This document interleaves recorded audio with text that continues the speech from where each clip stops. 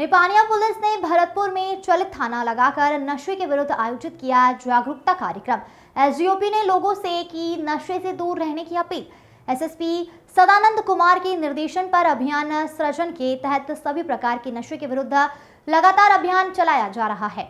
इसी क्रम में आज निपानिया पुलिस ने भरतपुर में नशे के दुष्प्रभाव में आम जनों को अवगत कराने हेतु नशे के विरुद्ध अभियान के तहत चलित थाना का आयोजन किया, जहां लोगों को पुलिस ने नशा करने से होने वाले नुकसान, परिवार के बिखराव एवं नशे से शरीर में कई प्रकार की बीमारियों के बारे में जानकारी दी और नशा किस प्रकार से एक सुखी संपन्न घर को नष्ट कर देता है, उक्त बातों को लोगों तक पहुंचाया गया। अमृत साहू की रिपोर्ट।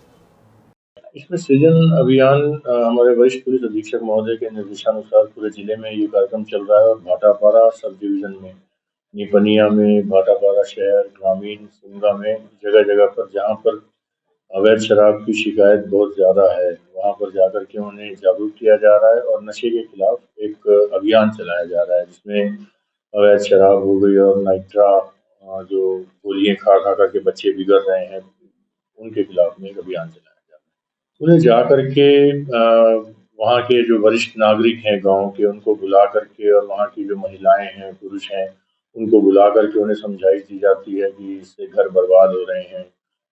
इस टाइप की चीज़ों को वहाँ जाकर के बताया जाता है।